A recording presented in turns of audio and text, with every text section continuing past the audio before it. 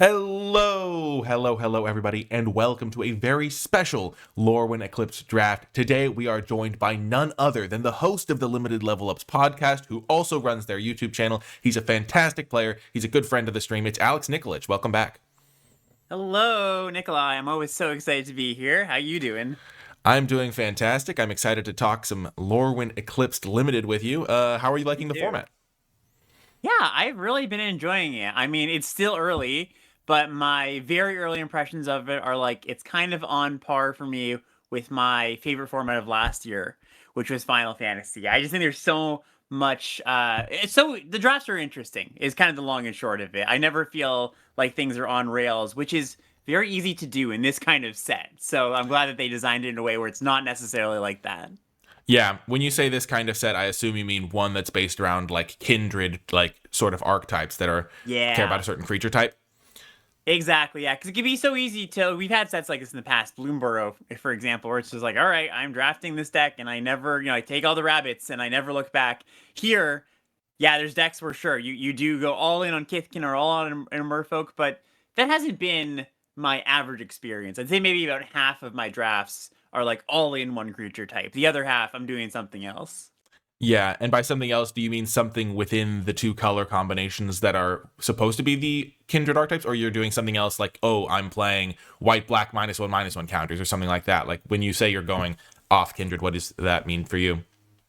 Yeah, most of the time it's I'm just one of the main creature color types, but not necessarily that deep. So I might be a Merfolk deck with not actually that many reasons to play Merfolk, but I have a lot of Convoke cards. So I want to make Hmm. sure my Convoke cards are good. I've got a lot of token makers. I've got cards that are good when you tap them, right? That kind of Hmm. thing. I haven't actually been in the off-brand decks, as it were, all that often. Although I've been there too, just not as often. Yeah, the convoke cards have just been like good across the board. Like even the 5/6 vigilance dude, I played that card on like Yeah, turn four once. I was like, well, this guy is absolutely huge, and he has vigilance. So like vigilance on big creatures, don't sleep on those. it's a good combo. As exactly, good design there.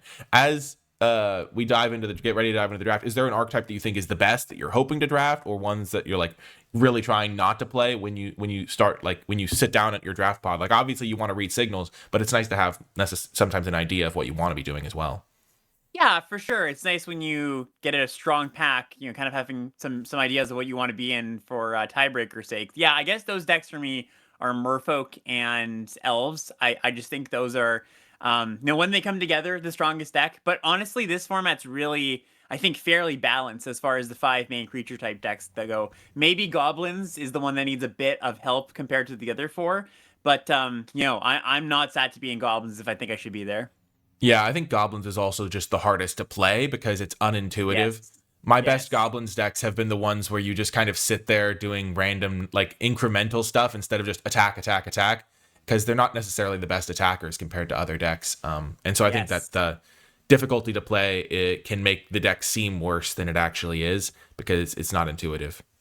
Absolutely. Yeah, it's not like, Kithkin is the opposite of that, where it's just like, hey, I'm playing some creatures and I'm attacking, I want good attacks. Goblins, you're trying to set up engines, and that's tricky.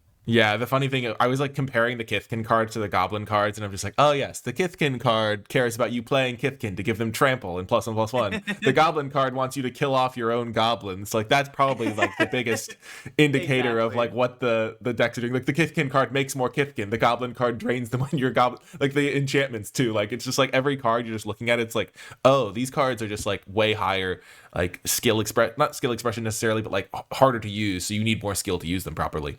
I think that's So the case, yeah. yeah, maybe we'll draft that deck. Maybe we'll draft elves, which just has great cards. Do you have any sleeper cards that you think you like more than everyone else right now as we Oh get ready to man, start up? that is a great question. To answer that properly, let me just bring up a quick list of cards here, see if I can scan it for anything that I really like. Oh, actually, I do. Yeah, I have two commons actually. I like more than I think most people. Both of them are Okay. red. The elementals. I really like the big land cycling elemental in red that Okay. draws you a card. Yeah. Okay. Nice. That's one that I haven't really. I mean, I've drafted it before, but I feel like he's often first on the cutting block. So maybe we'll get to try him out.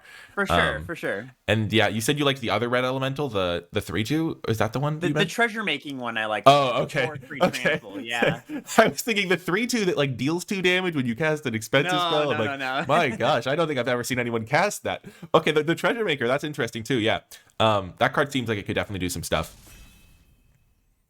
But yeah, I think I like Wary Farmer. That's probably my sleeper card. Oh yeah, I'm a fan of that card too. Interesting pack here. Okay. Wow. Figure of Fable has been messed up in my experience. Just like insane card. And then Ashling's also pretty good. Yeah, I mean, Ashling is a great first pick, but like you said, Figure of Fable is busted, so we take the busted card over the great card. Yeah, it's also, it fits into so many decks, because it's not like, if it was just like you had to have green-white hybrid for all of the activations, it'd be harder, but you can just like fit this into like a white deck and end up with a 4 or 5 a good amount of the time, or a green deck. Totally. And, yeah. If this wasn't in the pack, and Ashling, I think, would be our second pick, what would you be taking out of the commons and uncommons here? I like Fire Strike a lot. That's the white removal spell there. It deals with most things you care about. And I think past that, the other removal spell, the Cinder Strike. They're both we'd be striking. I like we'd be strikes. striking. Yeah. We'd be striking, exactly. Yeah. These cards are Pirate Strike. It's funny because there's not as many enchantments in this set unless you're playing against the like white blue decks, because just like there's no like enchantment or artifact theme. But when you do get the 2-for-1, it feels great. Feels good. Yeah, exactly. So we have Figure of Fable, and now we see there's Doran the Besieged by Time. There's Morkant's Loyalist. I think those are probably the two main considerations. Then there's some commons, and I mean, I feel like these are just a step above. What do you think? Yeah, Doran's cool. That's a card that I would consider. It just pumps most of your creatures as long as they're not squarely statted. But 3 colors is a cost, and I think that Morkant's Loyalist is just so good, just so strong. Yeah, you were hyping it up on your podcast this past week. I was, I think I was listening to that. I was like, oh yeah, elves are pretty good. So do you want to take the Loyalist here? Yeah, I think so. Like you said, the figure can be played in a lot of spots, so it's not even like we're being inflexible with our first pick. Yeah, that's one of the benefits of taking figure, is that it fits in so many different decks. It's always cool when you get like these sorts of cards to start, because it's like you have to balance, how flexible is the card versus how powerful it is, and this one's flexible and powerful, so it's like the exactly dream.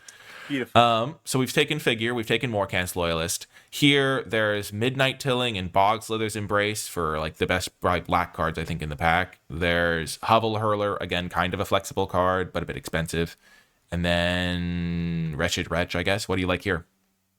Yeah, it's probably a good spot to lock in a removal spell. Bogslither's Embraces. It's a good one. It's not like super premium, but it's darn solid.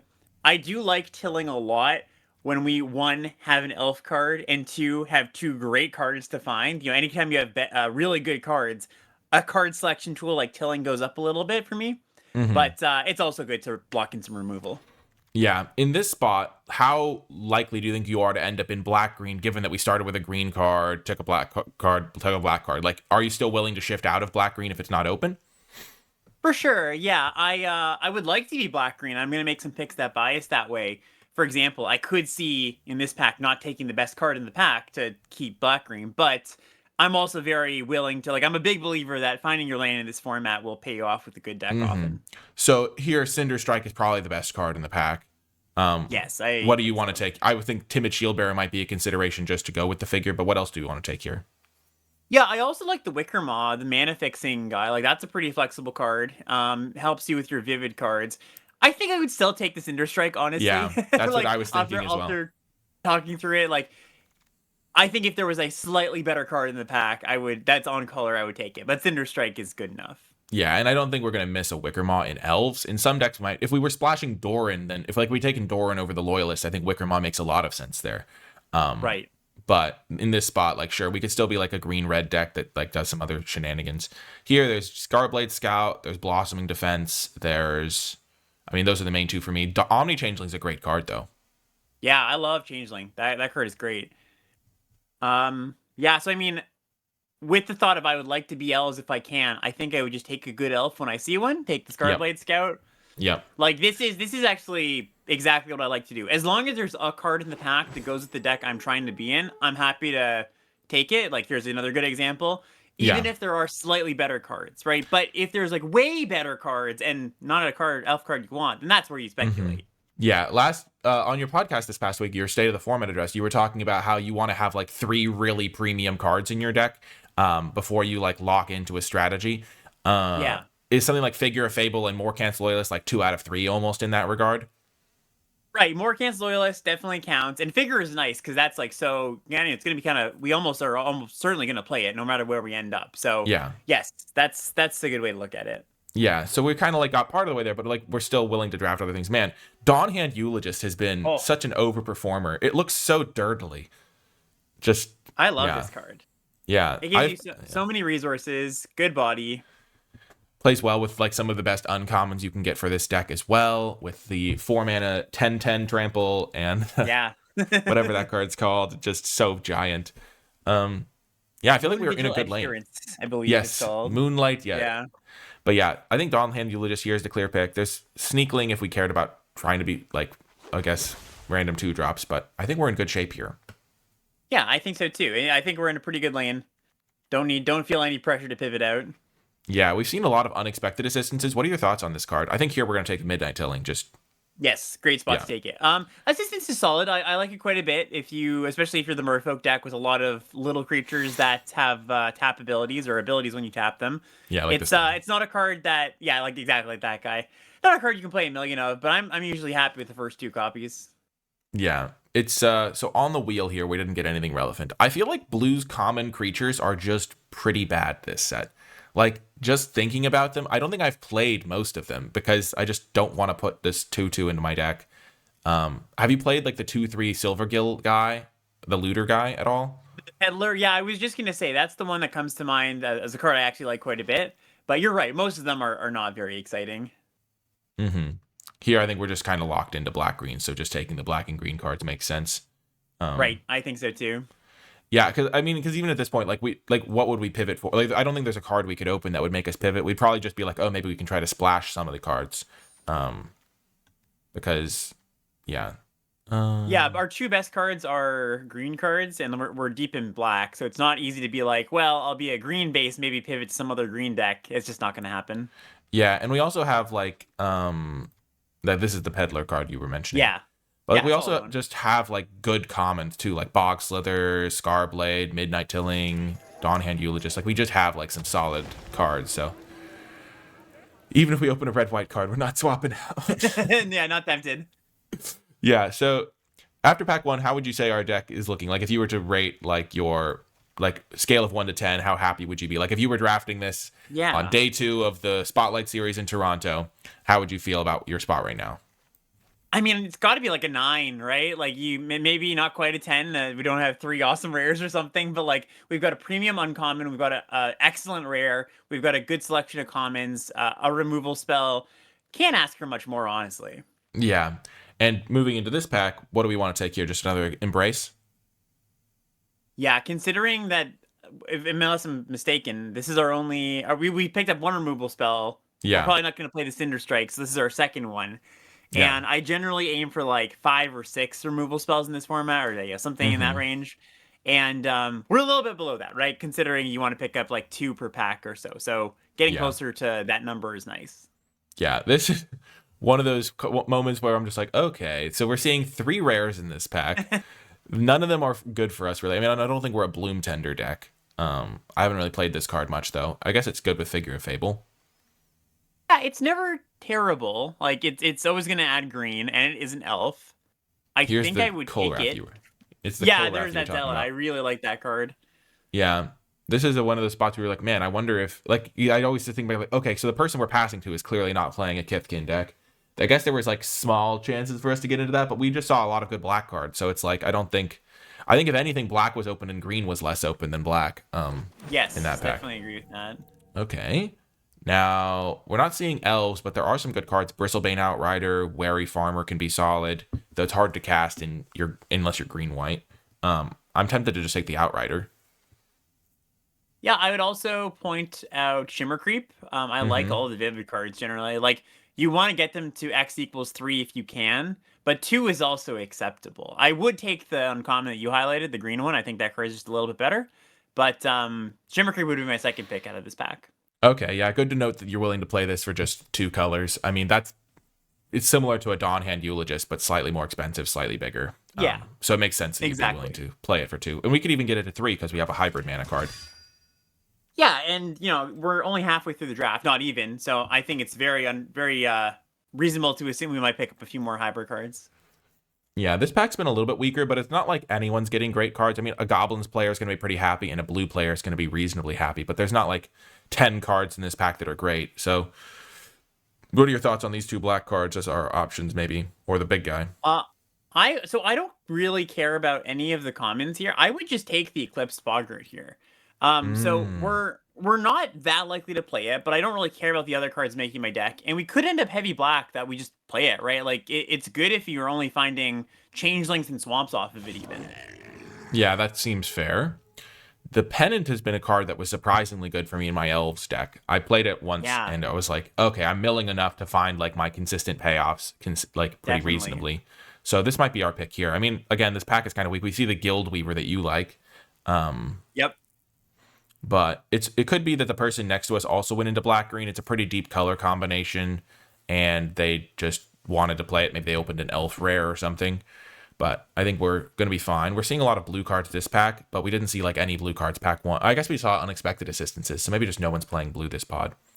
But yeah, we're getting some stuff each pack. There's a Creep, there's a Blood Crypt. Explosive Prodigy is a great card, but probably pretty not late. Gonna take it here. Yeah, would you like the land or the Shimmer Creep here? I like the Shimmer Creep because the land, it kind of makes you think, oh, it might help fix for the Boggart, but it doesn't actually because it's black-red. If it was like green-red, it would actually be pretty good for the Boggart. But, exactly. It adds black no matter what. Yeah, that makes sense. And then we could just get Dose of Dawn Glow. Not my favorite card, but sometimes playable. Or the I agree. I actually think I'd probably take the Bloodletter, honestly. I think the Dawn Glow is... You need to have like some awesome, excellent card to get back. We're not quite there. Yeah, getting back a 1-drop is a little bit that you need to put more mana into. Well, this is a weird pack. There's still Safe Ride Cavalry here. Great. Love that card. Yeah, me too. I'm like, this card's so hard to deal with. Yeah, it's giant, pumps our elves. There's also a Tweeze still. What do you think of Tweeze? Not taking it, but just as a card. I think it's okay. You never often feel like great about the card. Usually you're trading 3 mana for 3 mana. If you can trade 3 mana for 4 mana, you feel great. But it's solid. Yeah. You were talking about Kindle the Inner Flame. Have you gotten to try this card yet? I like that card. Yeah, you have to be elementals, of course. But if you're there, right, it's really explosive. You can, copy your Shimmer Creep twice and attack for a bunch of menace, hasty menace, drain a bunch. It's a good card. Oh my gosh. What is happening? I feel so wronged. Like, obviously, we didn't do anything necessarily wrong, but what is what pod is this? Oh my gosh. There's a Rhymekin Recluse wheeling? Okay, well, Wary Farmer's okay. Yeah, we can play that. Test it. Heirloom Monty is surprised. Like, it looks like it would be better than it is, but it's been very bad for me. Yeah, it just starts a little too small. Like, it's the classic start small. Wow, these cards built too. Yeah, creatures that start small and need to grow usually underperform, I found.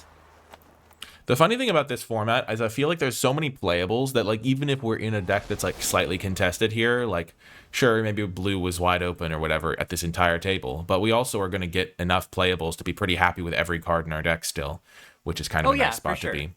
Because going into pack 3, we have a lot. I think that pack 3 should be pretty good for us. Like, it was open, our lane was open pack 1. Yeah. Kind of makes sense that it wasn't as open pack 2. So I've got some hope for pack 3. Yeah. There's Prisma Basher and there's Mist Meadow Council as the 2 cards that draw my eye. Yeah, I agree. Without many changelings, I don't really like the Council. I mean, it's fine if you have to cast for 5, but I would take Basher here. Basher's been pretty good for me. Yeah, it makes, like, just gives you, like, a giant attack, and then you have a 6/6 Trampler left behind. Pretty nice top-end card. Oh, my gosh. Ooh-wee.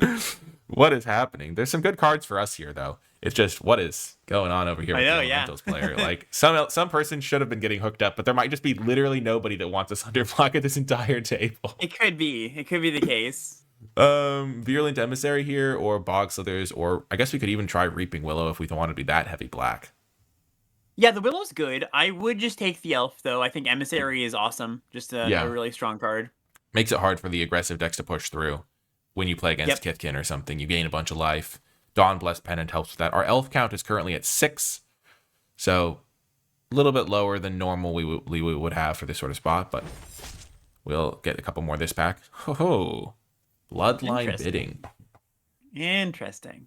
Also Iron Shield Elf or Lissalana Informant.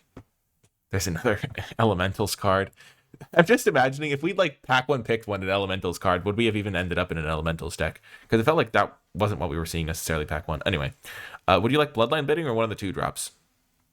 I think probably, given what you said, we're a little bit low on elves. We probably can't really play bidding. Yeah. So I would take the uncommon elf. I think that card's pretty darn strong. Yeah, it's just so hard to like your opponent doesn't want to block it ever because you just Yeah, just gives them a headache. Yeah. Okay, now there's Lissalana Dignitary as an option. There is just a couple top end cards. Again, this isn't really a top end card. I think it's better than it looks because elves is good in the meta. So like exiling their elves randomly can help. But I think we'll just take the Dignitary and be pretty happy with it. Yeah, agree. I also do kind of not mind Percher in black green, where you're just like, you can stall at the board, it flies over, gain a little bit of life. Like, I'm not thrilled about playing it, but it's not embarrassing. Yeah, it's one of those ones where like, especially because you're like exiling their graveyard can be pretty relevant. Ooh, right. Nice. There's Assert Perfection, Unbury, and Scarblade Scout for our deck. Think we need a removal spell. Yeah, we've got only 2. So yeah, we're a little behind. Yeah, definitely a little bit behind. So looks good to me. Yeah, I like this card a lot. It's been very strong. Yeah, we've got a Death Toucher on 1, so might be able to use that. What do you think of Darkness Descends? I think it's quite bad. I don't really know what deck would want to play it. I played it in white-black once. Yeah, I can see that. Because I had a bunch of I had like the Tree Folk guy that you can remove counters to give him +1/+1. I think our blue-red Elementals deck would have been insane, but that's yeah, like, I know. I definitely would have. I just keep seeing cards like in the back of my mind. I'm like, oh my gosh, this card would have been nuts. Well, but the thing is this deck is still pretty good. Thing. Yeah, I agree. And the thing is, it's you can kind of be hard on yourself, being like, oh, I should have been in blue-red. Like, I'm getting so many good blue-red cards. If you go through our pack 1, like you mentioned, very difficult to imagine a path that gets us there. I think we made very reasonable picks. And so that's kind of one of the pain points of this format. It is very difficult to make the hard pivot because the cards are kind of insular, Yeah. Here we could take Wayfarer, we could take Third Midnight Tilling, or just a Graspling. Yeah, I like Wayfinder quite a bit. I would take that here. It's another elf, which is cool. Yep. Nice elf. We can even run less lands maybe if we play that. Oh my gosh. So, I mean, we can maybe just splash these 2. Yeah, we've got double. Yeah. We just picked up a Fixer. We need some interaction. Kind of makes sense to me. Yeah, honestly. And we're going to get the Sunderflock back too, probably. No, I'm kidding.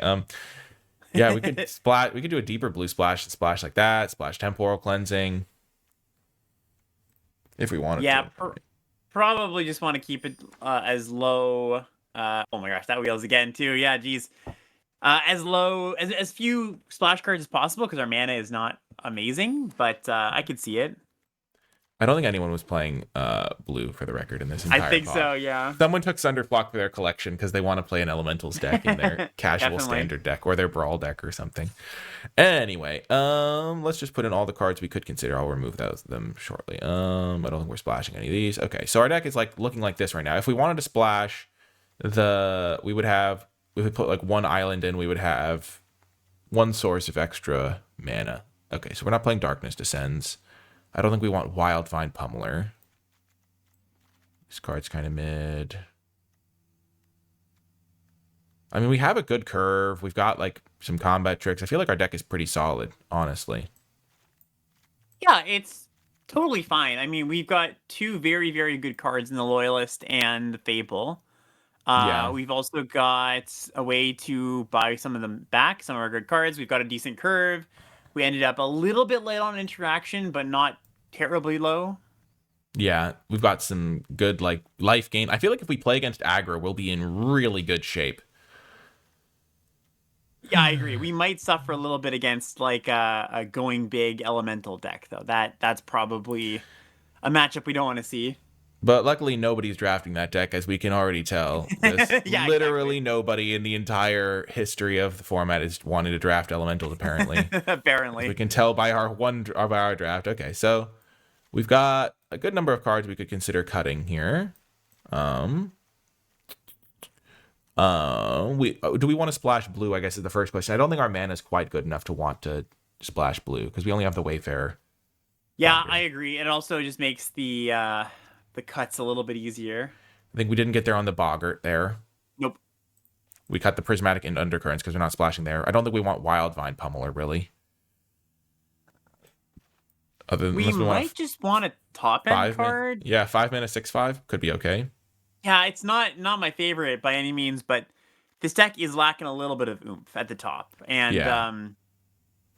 we're gonna win some games for sure with just this Fable, but I do think we need some impactful cards. So I wouldn't go to Pummeler as my first cut. Maybe Farrier could be cut. Yeah, that's very medium. We've got a lot of twos. And then we could cut one Scarblade's Malice, one Midnight Tilling or something. I think I would rather keep double Malice and cut the Bloodletter. That's probably a bit better. Okay. And I feel maybe like we there's like something like Scarblade's Malice is better if you have mostly small creatures or high power, low toughness creatures, and Bloodletter's better if you have like beefier creatures, maybe. I don't know.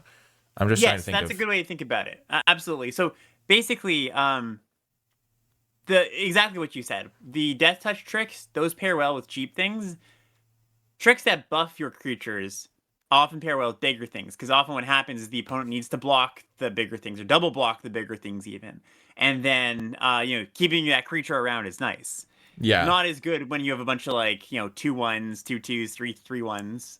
Yeah. Eula just also plays well with Scarblade's Malice, which is a nice combo. Yep. And Exactly. like, yeah, I think Safe Right Cavalry buffing our guys is going to be good. But yeah, cutting the Bloodletter and then cutting one Midnight Tilling maybe. Or we could cut a land because we have two Midnight Tillings and a Changeling Wayfinder. Yeah, and our curve is fairly low, and we've got multiple mana sources. So yeah, I think cutting a land here is pretty respectable. Yeah, I think cutting a Swamp too. Yep, Maybe. I agree. Especially because the Figure of Fable. Yeah, exactly. That's what and we only have we have a double green card, a double green card. So yeah, I think this deck honestly is pretty solid. If you had to rate this, so after pack 1, you were saying you were like 9 out of 10, pretty happy. I think it definitely got a little bit worse than that because it was a pretty contested lane. I think people know that black green's a good place to end up. But if you had to rate this at the end of if you were drafting again, your day 2 draft at your Spotlight series, where would you put this on a scale of 1 to 10? Like above average, below average, where would you put this? Yeah, this is probably, if you're at a competitive table, this is probably like ever so slightly above average deck, right? Because we've got good curve, enough interaction, maybe a little bit light on that, but enough that I don't feel like, oh man, we're gonna just die because we can't answer things. We've got one bomb, a great uncommon, a collection of pretty good commons uncommon. So it's nothing special. I think I'd give it like a 7. And this one could, I could definitely, if you told me like, hey, I 3-0'd with this deck, I'd be like, oh, that's great. I'm not shocked. I'm maybe a little surprised, but not shocked. If you 0-3'd with this deck, I'd be like, that's a little bit surprising, Yeah. So pretty Yeah. average. I think as far as the draft went, I think our draft started off at like the highest of highs, and then it was just like really. I feel like getting into the Elementals deck, I might watch back to just the thing to see where we would have had to go, but I don't think any of our picks were bad really, which is kind of funny because it was like, I feel like the guy next to us should have gotten into Elementals is what I'm really thinking, and he should have probably passed us some good cards for our deck because like, yeah, we were passing the blue and red cards pack 1, and so I feel like the person to our left probably could have gotten into that deck and been pretty happy, but. Regardless, I think this was pretty fun. Thanks again for coming on and helping us draft this. I'll be playing the games myself, but where can folks find you if they want to see more of your stuff? Oh yeah, for sure. So, like Nikolai said, the YouTube channel is where I post draft videos, just like Nikolai. Also, I post just my weekly thoughts on the format in kind of podcast form, which is on the YouTube channel and also on the podcast feed. Limited level ups, if you haven't heard. I'm sure Nikolai is going to link that in the description.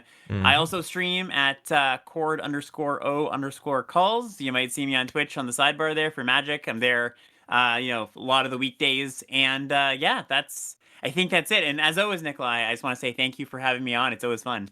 Yeah, it's always a blast having you on. And as I like to say, if the deck does great, it's because you helped me draft a masterpiece. And if it does badly, it's clearly pilot error. So You will come out Exactly, ahead either got it. way. So thanks again for coming on, and I'll be heading into the game solo. Before I get to the games, I want to give a huge shout out to all of the patrons supporting my channel and my work at patreon.com/NicolaiBolas. If you have been enjoying my videos and you'd like to support my mission to make draft accessible for people of all skill levels and gain access to some cool bonus content like my card-by-card tier list and format document, then Patreon is the place to go. Special shout out to those patrons who support at the credits level. It makes a tremendous difference. And without further ado, let's get to the games. Okie welcome to round one. Alex is gone. I think the draft portion is the best time to have a guest, and it makes it real nice and easy for everybody involved. But we're going to be playing the game solo, hopefully doing our best. This is an easy keep. And now that Alex is gone, I can really talk him up. He really does a great job explaining stuff, especially if you're a newer player. He has a lot of really helpful tips, and he really covers the format well. Okay. Kithkin should be a good matchup for us. Eclipse Kithkin, not what we want to see, though. This card's fantastic. Okay. This could be a little tricky. So we're going to play the Dignitary, beholding our Morkant's Loyalist. Next turn we have a choice. We could go Midnight Tilling, try to hit an elf in our graveyard so this thing can then cast the Loyalist. Okay. We might just do that now then.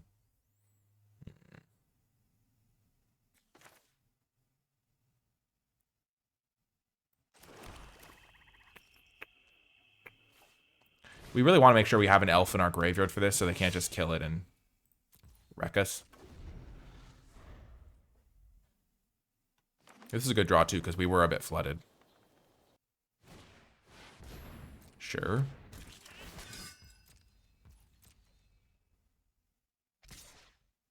Really?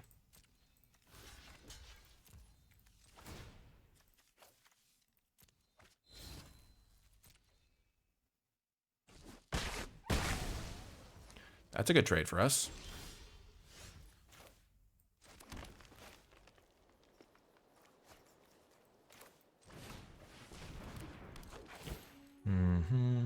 Bristlebane Outrider. Probably going to be good for us.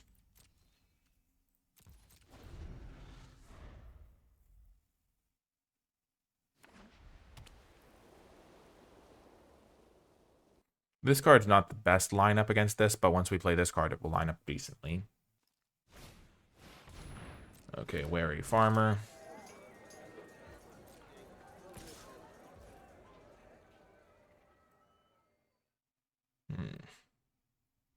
We just want to double block here.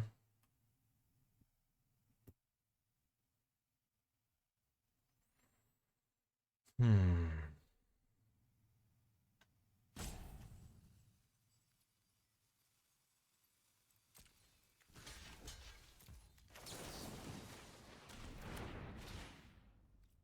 think I'm going to do this.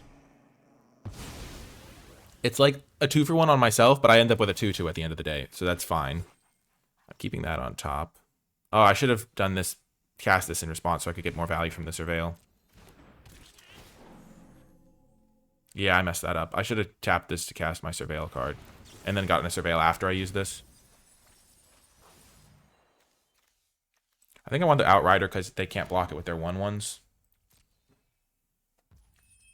The Safe Right Cavalry might have been a better pick, though. But I can get that back with Loyalist when that dies.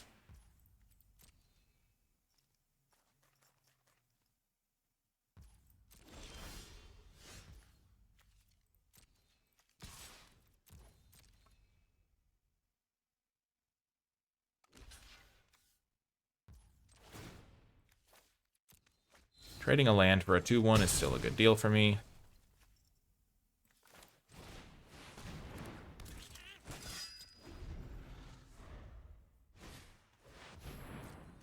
Yep.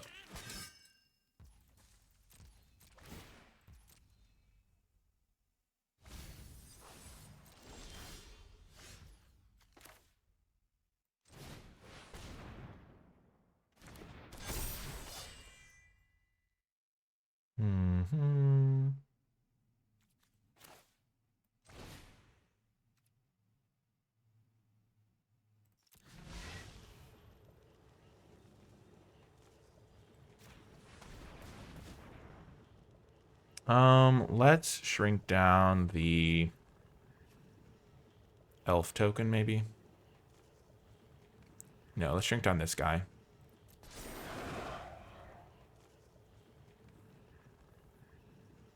Because then this guy can attack. Well, that's not great.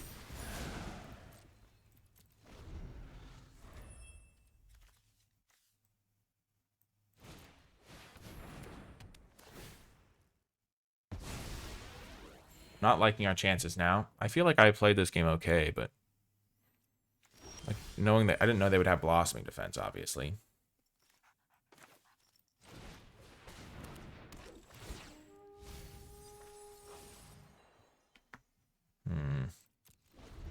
This is where I would love my figure of Fable.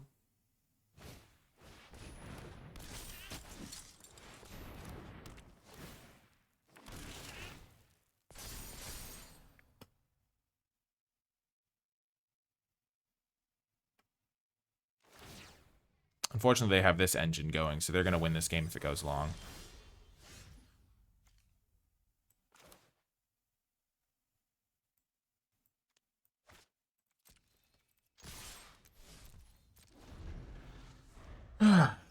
Hmm.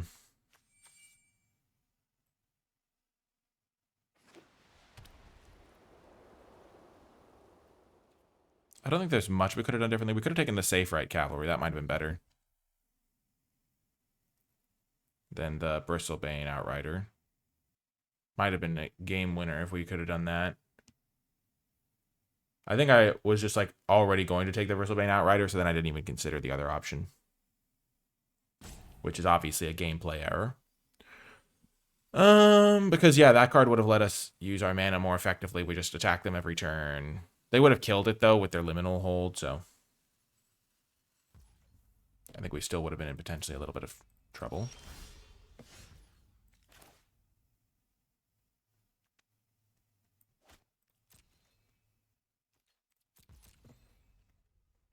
Keep these for the elf.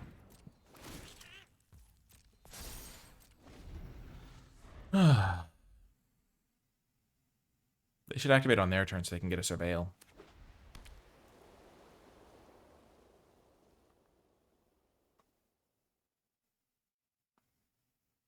Our best bet is drawing our figure of Fable here.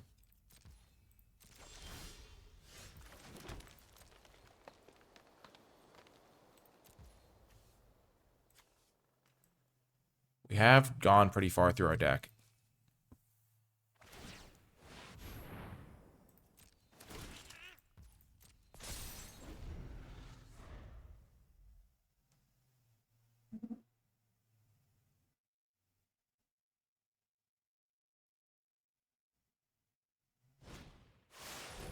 Sure. We have decent blocks still for a while, so we have like a few more draw steps to find the figure of Fable.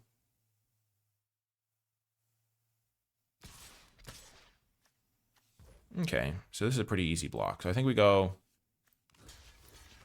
block there. We could also go block, block, block on this guy.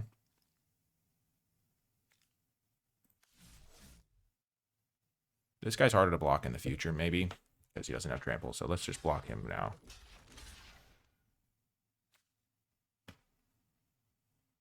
We could triple block this, but then they kill two of our guys, and we want to keep as many of these guys to block the 1/1s, I think, right now.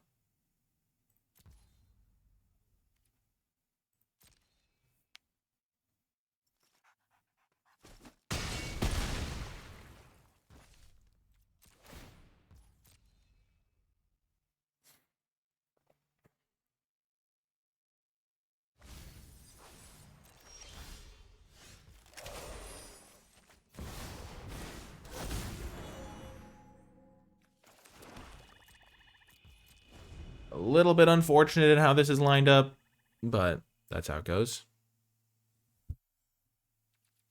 Like, they have this guy out, and he just makes it impossible for us to... This little combo makes it really hard for us to win the late game.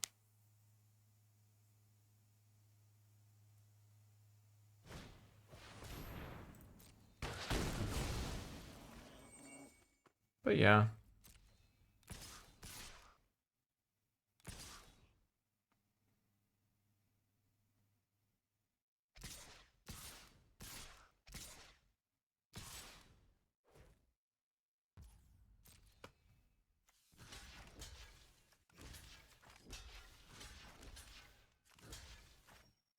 7, 13, 14, 15, 16, yeah. This is the blocks I'd want to make, but we can't block like that.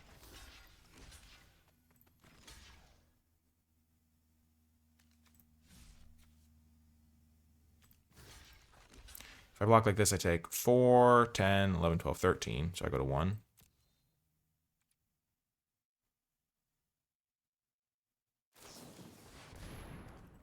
Okay. Yeah, I wouldn't put too much stock in that loss. We didn't draw our best card. If we drew our best card in our top part of our deck, we would have won that, I think. But Midnight Tilling's pretty good. If we'd gotten, I think we should have gotten the 4/4 elf, but the 3/5 is still a pretty reasonable body. Blocks pretty well. It's just we didn't draw a single spell after that point in the game. The gameplay itself is definitely the part that I sometimes struggle with compared to the draft portion. Okay, we'll keep this. We need 1 land to get our forest. I mean, obviously the struggle is a strong word, but like, I definitely think I make more mistakes in the gameplay portion than the draft portions. So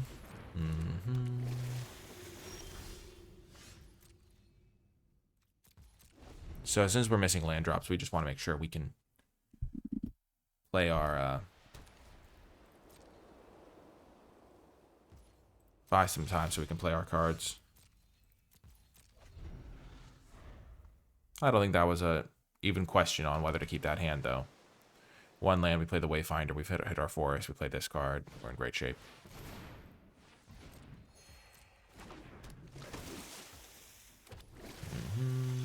There we go.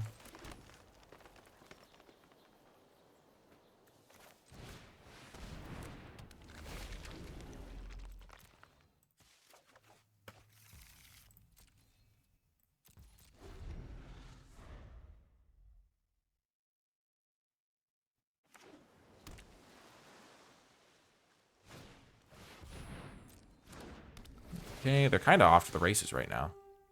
Especially if they use their 4 guys plus their last land to convoke out something else.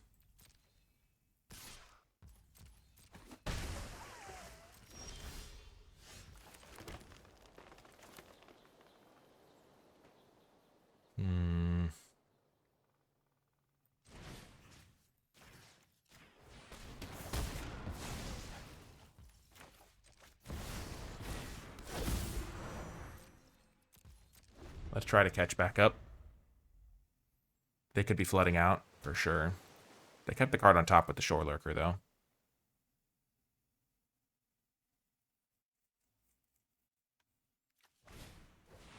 Sure. Our 1/2 is really good against these 1/1s.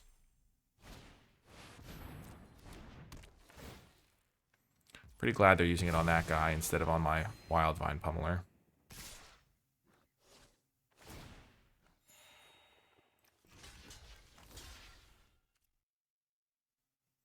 Trade 1/1, save 2 life.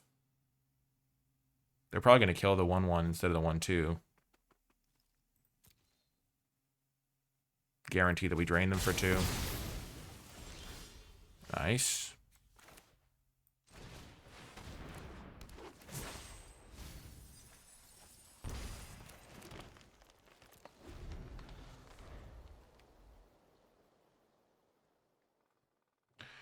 And then this thing has reach.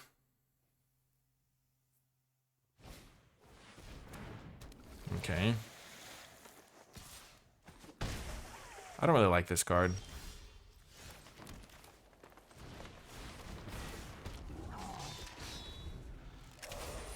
We're going to start digging for our Kithkin guy. We're looking at a good portion of our deck.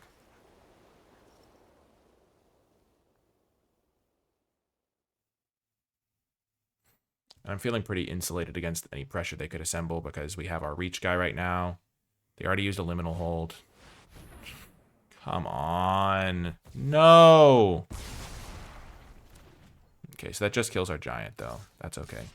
Winnowing is not a good card in a lot of the decks in this format, but pretty good there.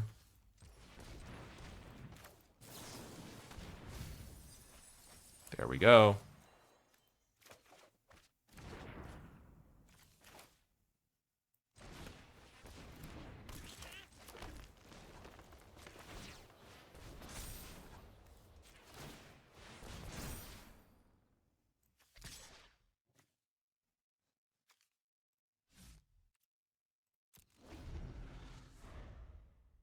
So we're taking 3 a turn, so they have us on a 5-turn clock.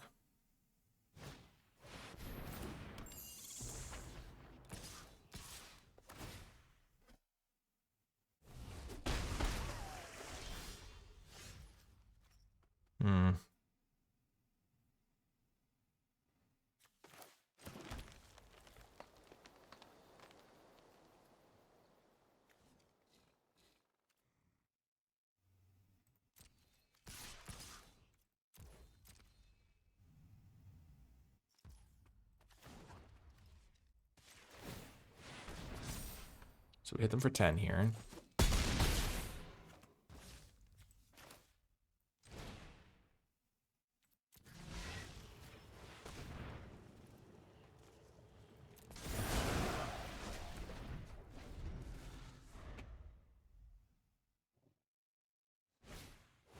Sure.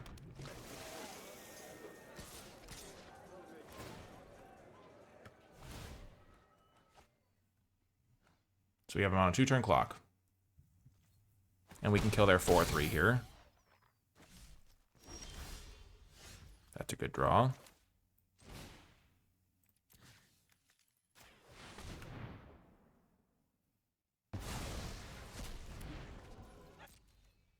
So we attack. They attack us back for 1. We have enough blockers.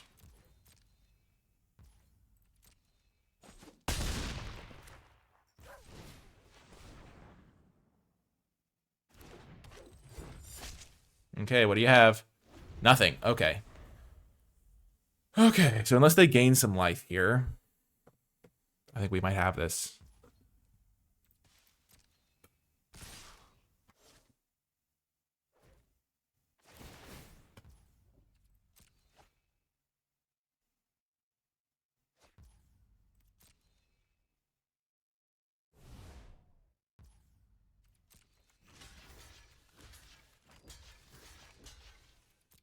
Easy blocks.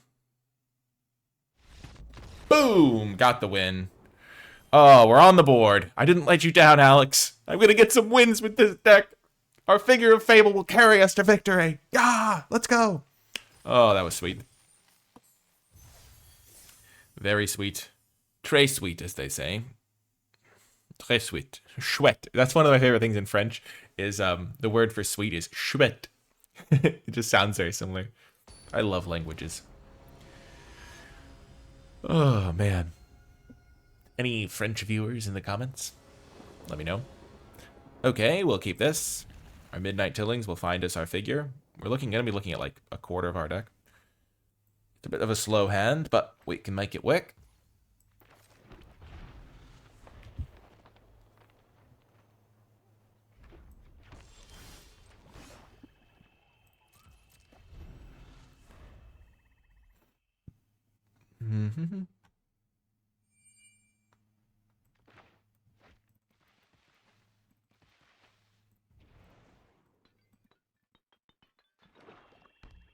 Ah, goblins.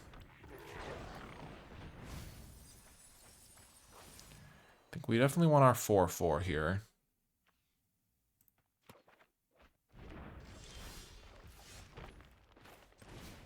This plus Scarblade's Malice could be good for us. We don't have any double black cards, but we already have enough green mana. So we'll take this anyway. Goblins, we'll see how well they know the matchup. Goblins is one of those decks that really, if you have removal spells, you can often deal with it, but it's kind of finicky to beat sometimes. This thing giving lifelink can be really helpful.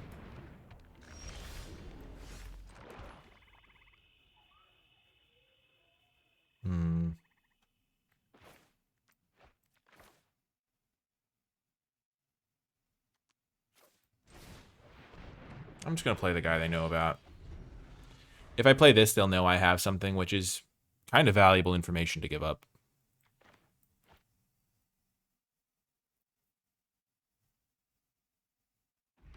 And there's not a ton of removal that can kill this guy, at least efficiently right now.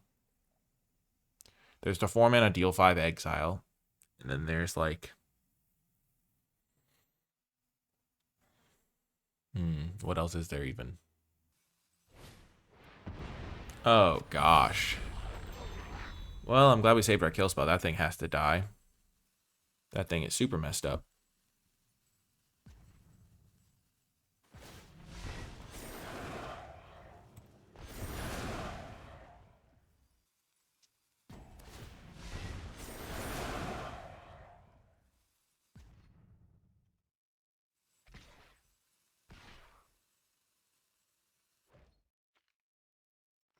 Hmm.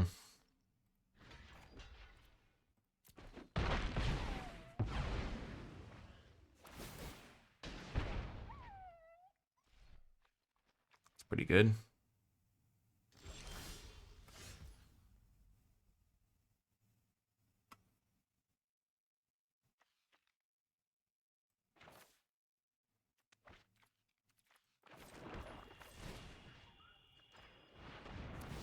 I hate having to do this.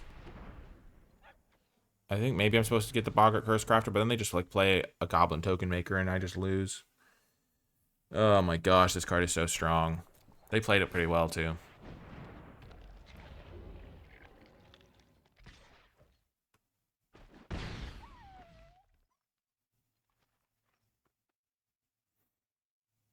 So they have 4 cards, I have 4 cards, but they have 3 things in play and I have nothing in play, so I'm definitely behind here.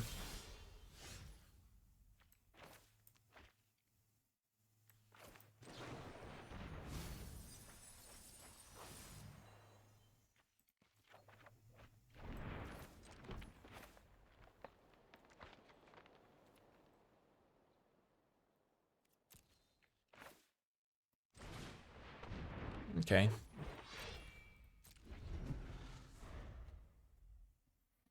I'm playing the more expensive cards so that next turn I can go like Alana Informant, Bog Slither's Embrace or something. We didn't find our Kithkin in our top half of our deck again.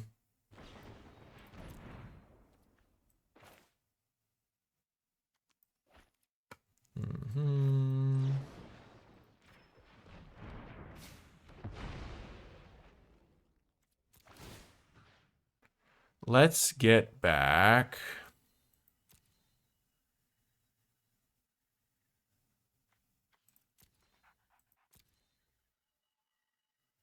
The life gain.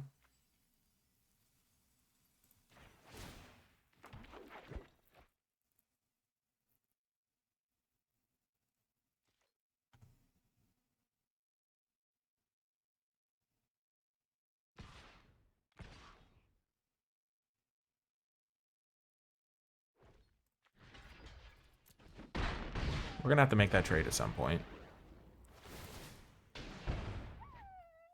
Gosh darn it. Well, now we know to save removal for that.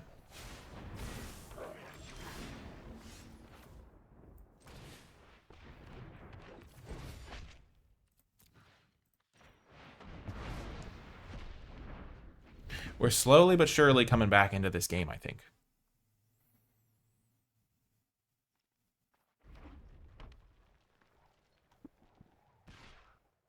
Nice.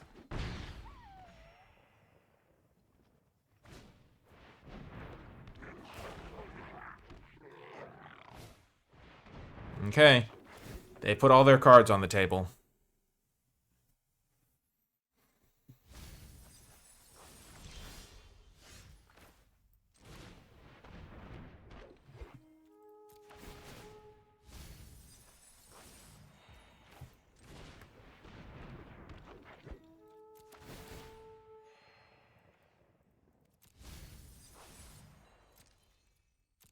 Prisma Basher would have been good, that's for sure. But we were really far behind, and now we've somewhat stabilized, at least. We're in top deck war. Oh my gosh. Well, that's bad. Well, their top deck war has gotten off to a good start. I think we could say that safely.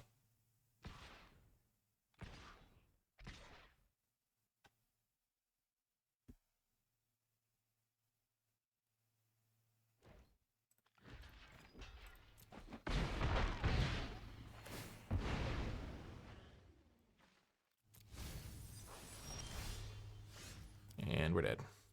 Right. They attack everything. We block here, take 2, 4, 5, 6. And we don't have any outs after that. Okay. Well, if we had drawn 2 spells there at the end instead of 2 swamps, I think we could have actually won that. It was really close. We played a hard-fought battle. Yeah. I think we did the right moves. It just didn't work out very well. We were really on the back foot that whole game. Didn't we miss a land? No, did we? We missed a land drop, I think, at one point there, maybe. We can keep this.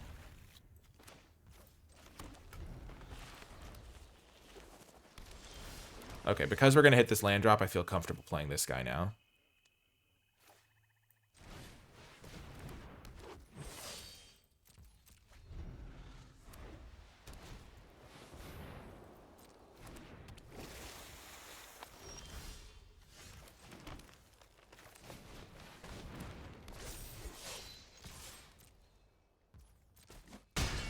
I'm just going to play the Loyalist. I think maybe I try to get too much value from it sometimes. Like, if they kill this, they kill this. But okay, so what are they representing with this attack? They're representing a combat trick. White's combat tricks are +2/+2, and then +2/+1. Blue's combat trick, the main one, is +1/+2. So that would really wreck more cancel Loyalist, especially because I don't have anything to get back. And the other one is turning it into a 4/4 with Glamour Gifter. So we're not going to block here. I feel like they're not going to suicide in their creature, and if they're making a bluff attack, then well done by them. They have correctly identified that I don't want to make that trade. Okay. My turn. I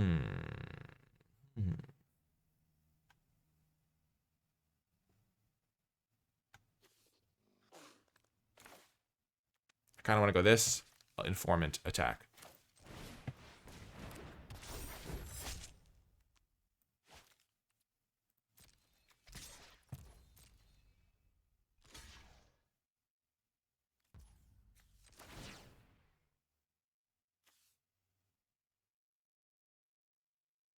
If I get rid of the Informant, then this thing's guaranteed to have a target for if they kill it. Would I rather have Midnight Tilling? I think I'd rather keep this guy in play. Get rid of the Bristlebane, because I can't actually play the Bristlebane right now. I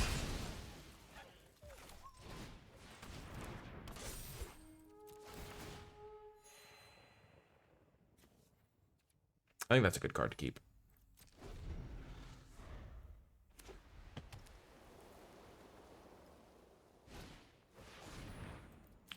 Wow, they're doing that on my Iron Shield Elf. That's interesting. Okay, so now I'm really thinking they have... I'm going to try to just get them... So they're holding up their combat trick here. Glamour Gifter is not... like making it a 4/4. Giving it +1/+2 also does a similar thing. I'm willing to trade this guy for whatever their combat trick is.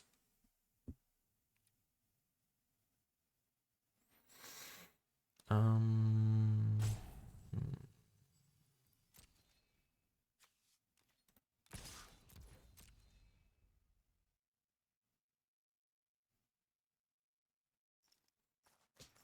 if they had Glamour Gifter, I think they would flash it in, make this guy a 4/4, make this trade.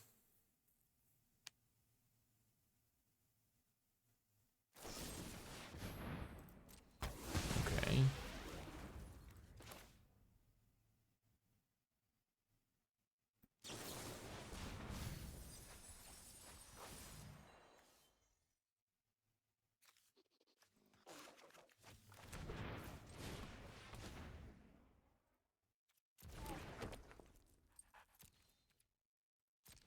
Okay. So...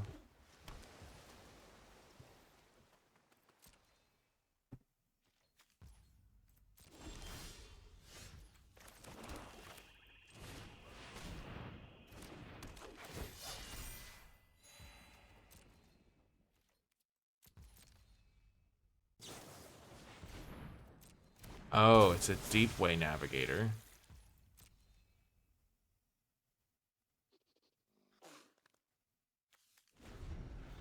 Attacking with this guy seems like it could be prudent. I feel like I'm glad I haven't been attacking with the Loyalist.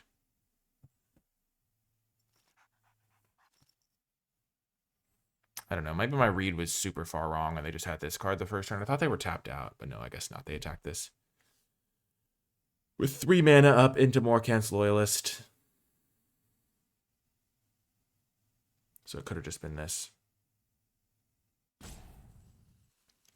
Gameplay is tricky.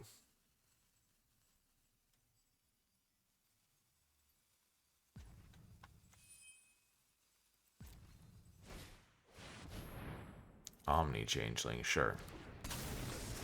They're copying Deepway Navigator. That's crazy.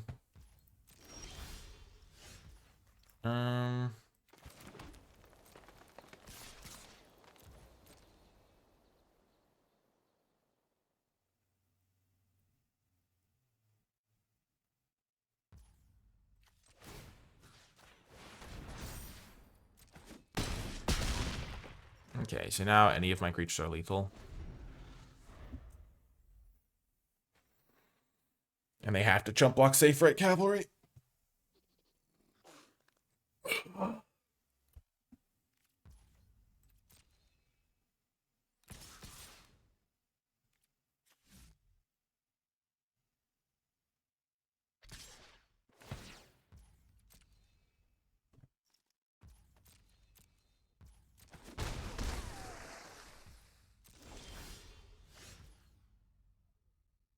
So,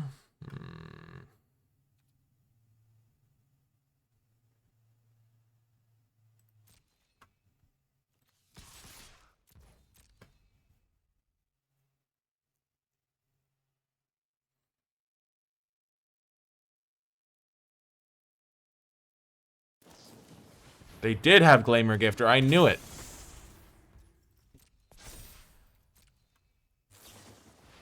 They had double Glamour Gifter. Okay. I feel so vindicated. So vindicated. Oh my gosh.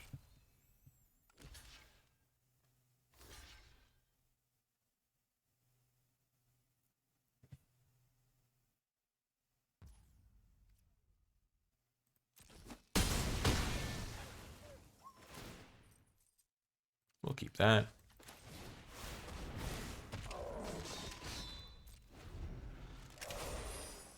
Wow.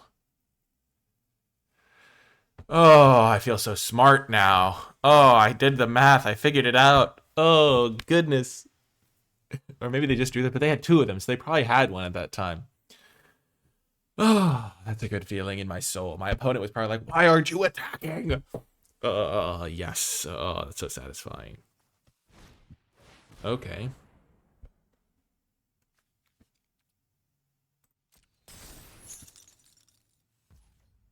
The game continues. 4, 8, 11.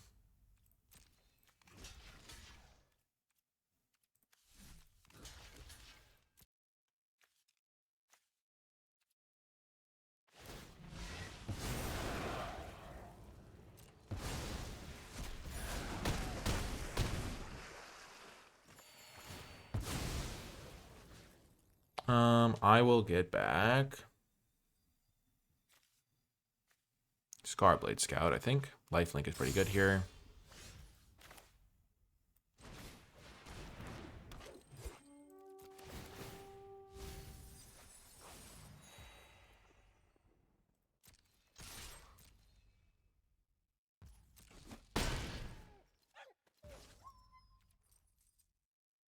End turn. Next turn, I can use Dawnblast Pendant to get back my Morkant's Loyalist.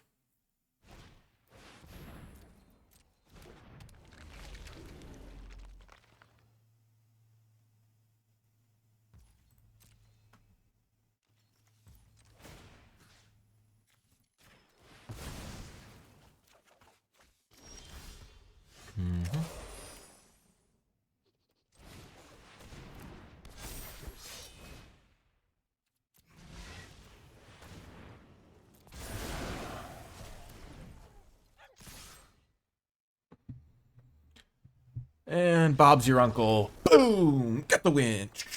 Got through the Glamour Gifter. I knew that would work. That was satisfying. Very satisfying. So we are now 3 wins? Did we get to 3 wins? No, we got to 2 wins. Well, at least we aren't going to get completely owned. 2 and 3 is much more respectable than 1 and 3 if we do fall to that, but I would like to just keep getting wins. I want to make Alex proud of us. I think our first game we played, we could have gotten a different one, done like one major line differently. Like we could have gotten a different creature back, though I don't think we would have won anyway. But we're battling hard, and that's the key. And I think our deck is interesting, and his discussion of the format was good. It's always nice to have him on as a guest, hear his perspective. Whenever I hear the word perspective, I just think of Anton Ego from Ratatouille. I would like a little bit of perspective. You give me the dish, and I'll provide the perspective. Such a good movie. Okay, another great hand. It's glorious. On the draw, a little bit slow, but we have some 2-drops we could draw on our first couple draw steps. We have nice little power level here. Running out more Kent's Loyalist is a little bit rough.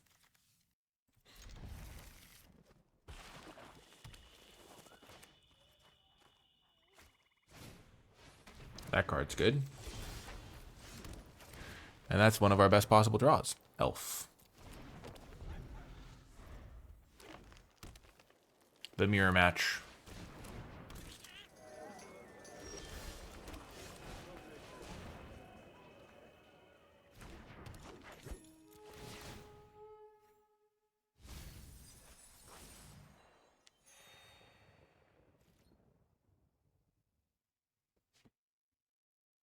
Oh, are they surveilling already?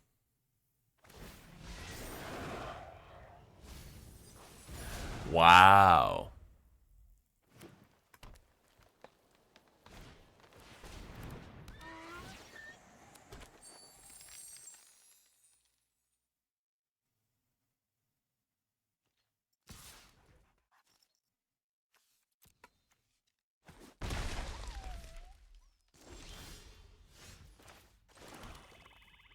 I think we're going to lose to this Dawnheart Dissident Dawn hand. We don't have good answers to it.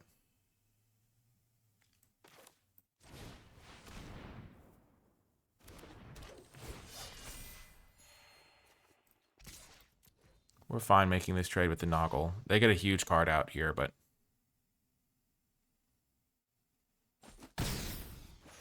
we can't just give them 3 toughness creatures around to put the -1s on.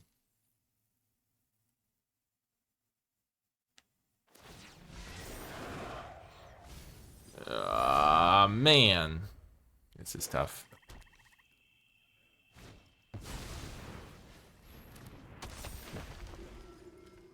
Very tough for the home team. Well, we tried. Our deck does not have a lot of kill spells.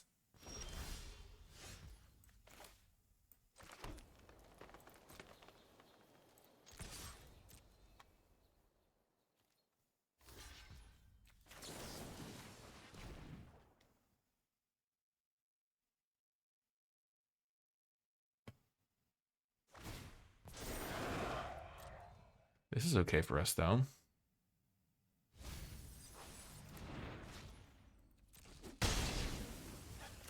They had kind of an engine that would be really hard for us to beat, and then we got rid of one of the big pieces of it. Unfortunately, they can just recast it. But I'm hoping they don't have any, like, creatures left.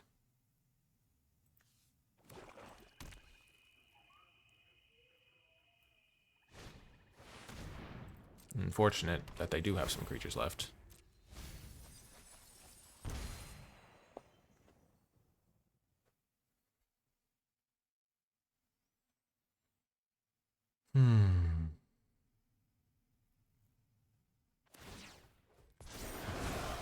Yep, they get to cast it now, and pain and despair follow us.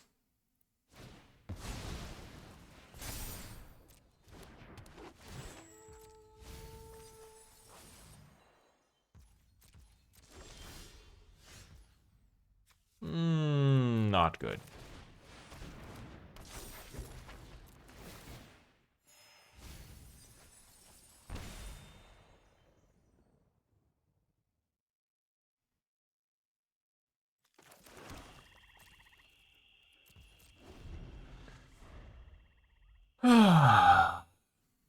This card is so messed up. Oh my gosh. We need to draw a kill spell for this if we want any chance in this game. Well, this game's over. Yikes. Their deck is crazy. Oh my gosh. They have Selfless, Safe Right, Gloom Ripper, and Dawnheart Dissident.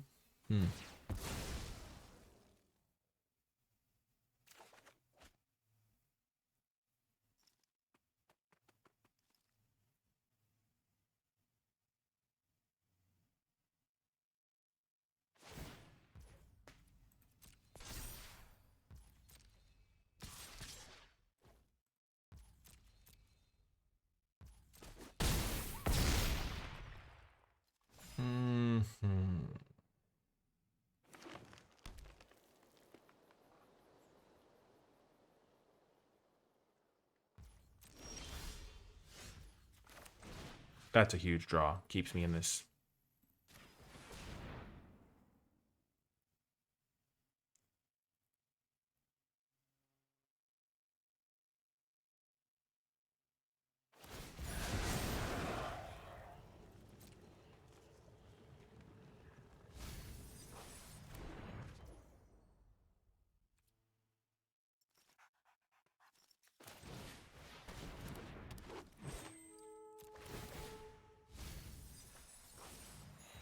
No.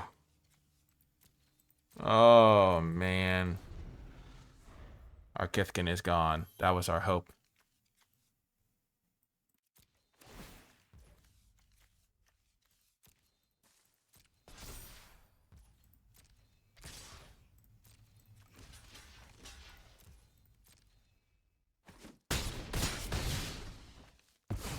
Okay for us.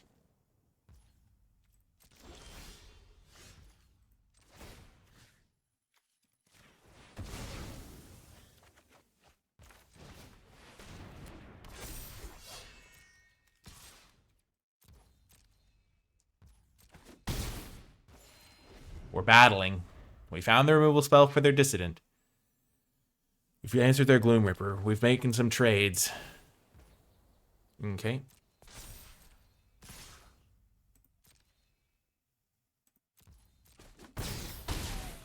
Eventually our Iron Shield Elf will have cards we can discard to it, but for now...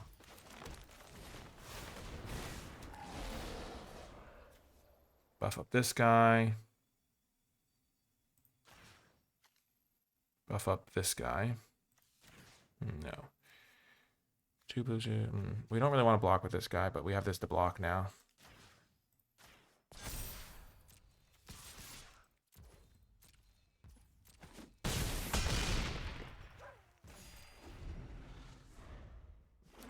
Oh, they're flooding out. Oh my gosh, we're making the comeback.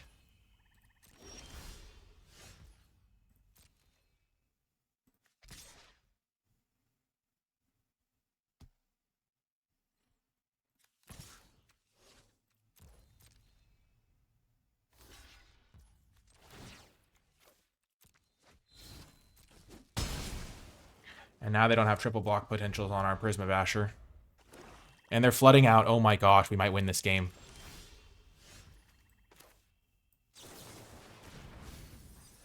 Yes. Safe Right Cavalry coming in.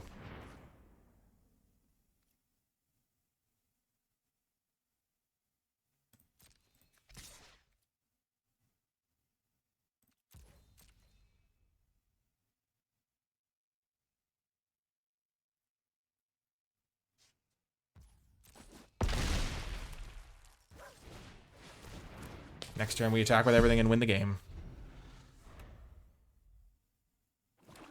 Yes! Oh my gosh. What a win.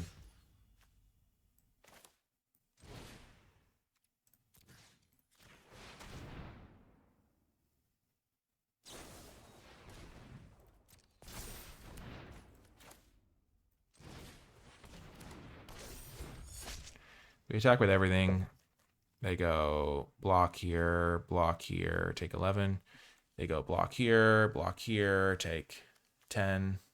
If they block the two biggest things, they still die.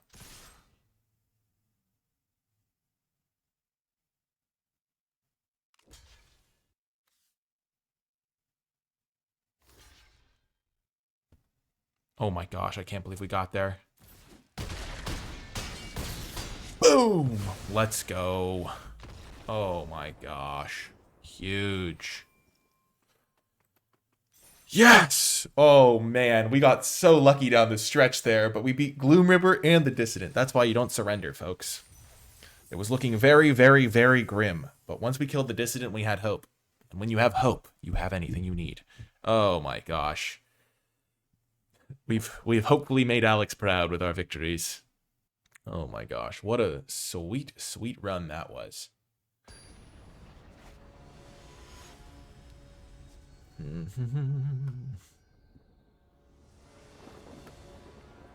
Oh yeah, here comes Figure of Fable. Keep this.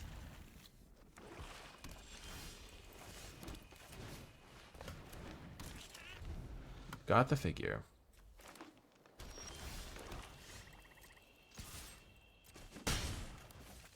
Let's get some ramp going.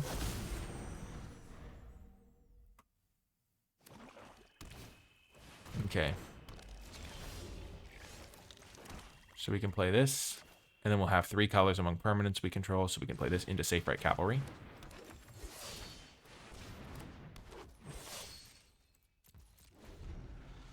And then we can get some more forests to go with our Figure of Fable. Okay.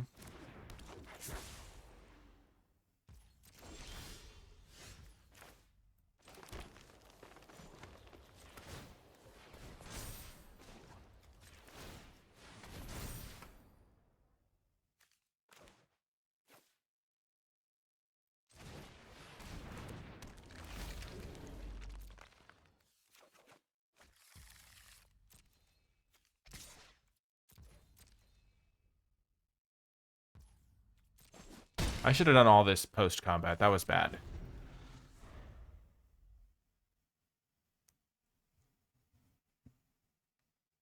I feel like if they had Assert Perfection, they would have used it to kill Figure of Fable already. Maybe they have Blight Rod or something.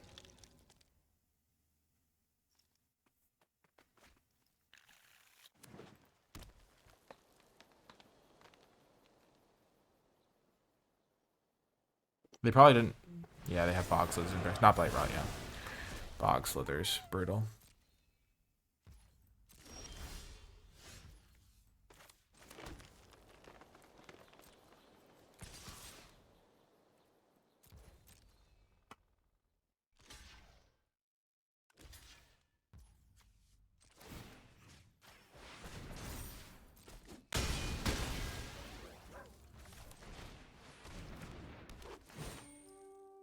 That's a great draw.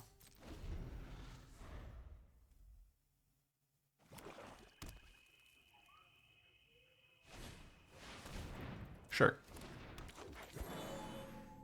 We're still in really good shape here. So this can tap for 2. So if we play this...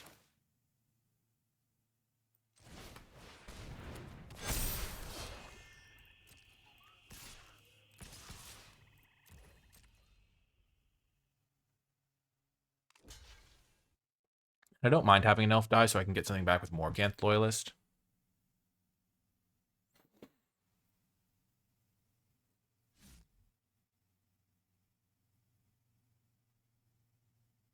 They have to block something.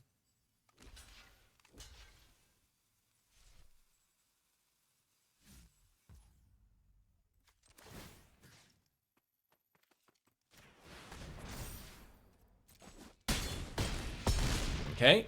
Got the win. Winning record. Let's go. We were 1-2. We battled back. We fought from the brink to a winning record guaranteed. Oh, yes. We've made mostly good plays. The Glamour Gifter thing is going to stick in my head. Let's go. Oh, my gosh. I'm always like, I don't want to let down my guest. And then we managed to battle back. Let's go. Let's absolutely go. We're gonna keep this. It's kind of sketch, but if we draw an elf, we can play this turn too. If we don't, we can Midnight Tilling.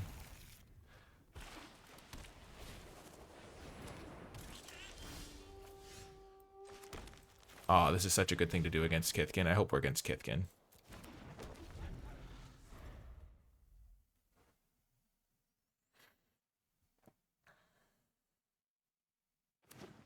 Yes.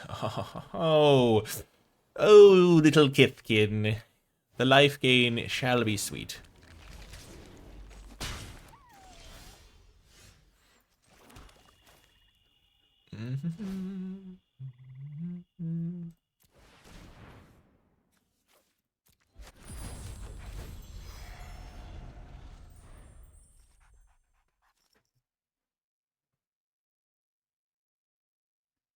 We have a 2/3 to block your guys now.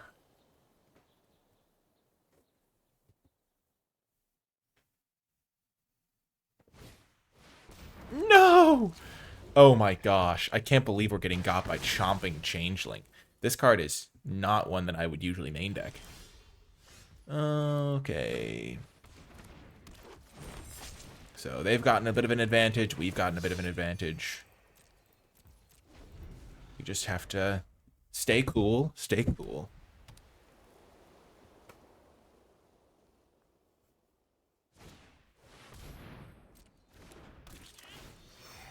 Wow. Chomping Changeling, eh? There's not that many artifacts and enchantments to get. This is like the only one in my entire deck, so kind of unfortunate.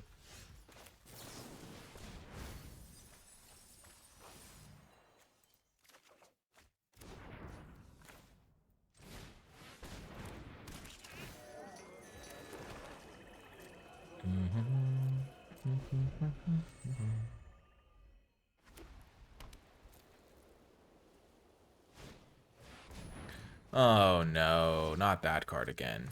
I mean, oh man.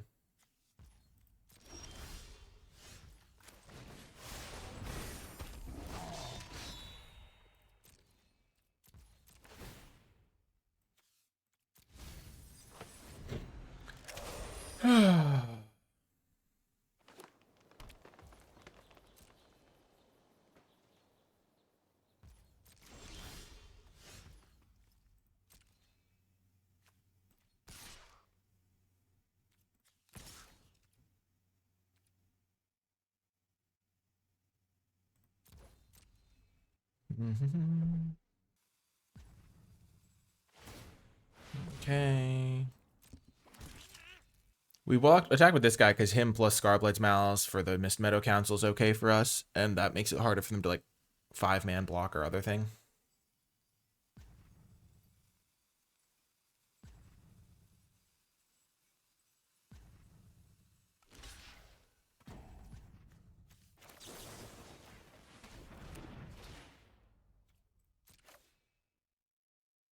Yep, we'll kill their 2/1/2s.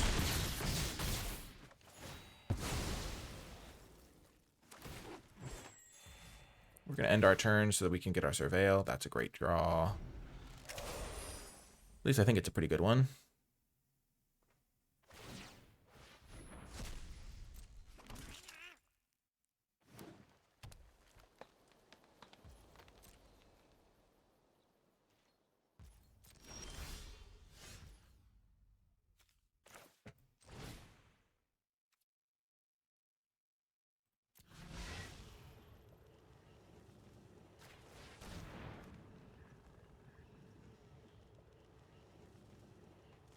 I'm just trying to Surveil to find my Kithkin guy. It's my main out here.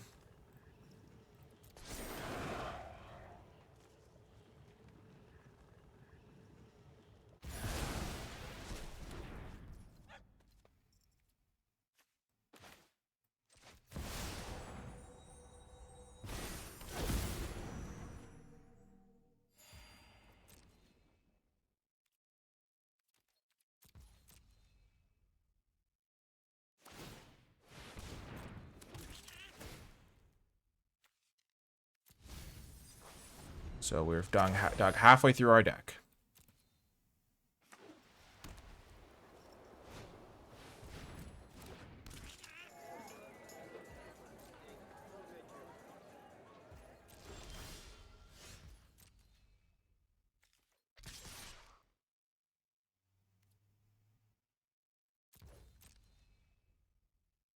Mm-hmm.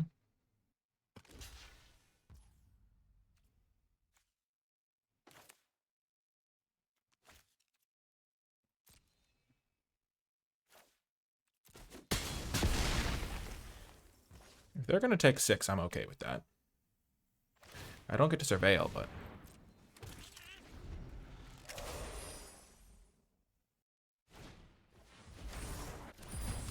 Sure.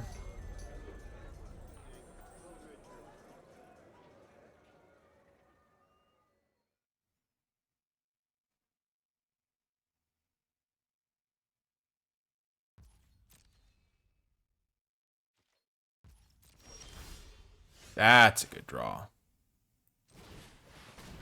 They can't block this guy.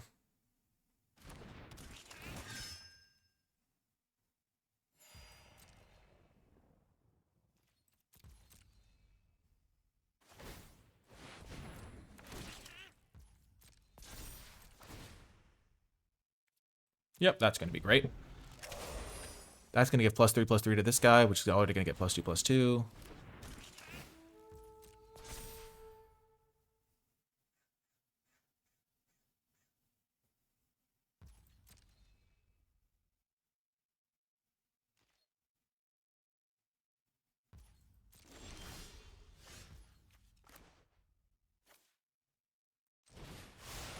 What a rip. You can definitely beat the Clan Festival. 1, 2, 3.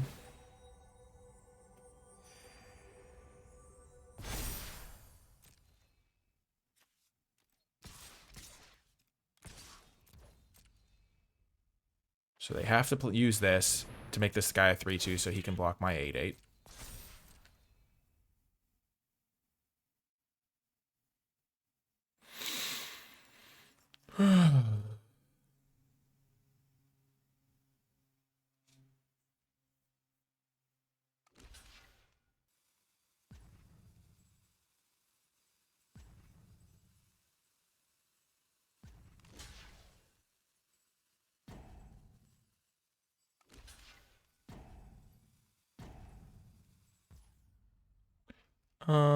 Two.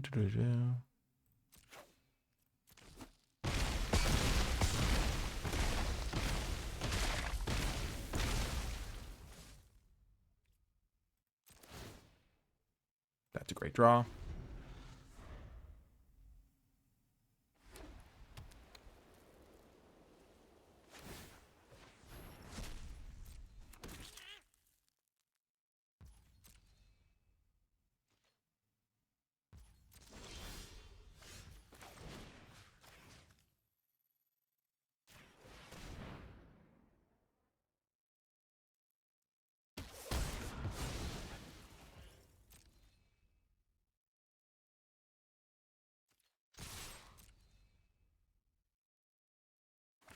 Okay. I think we got him.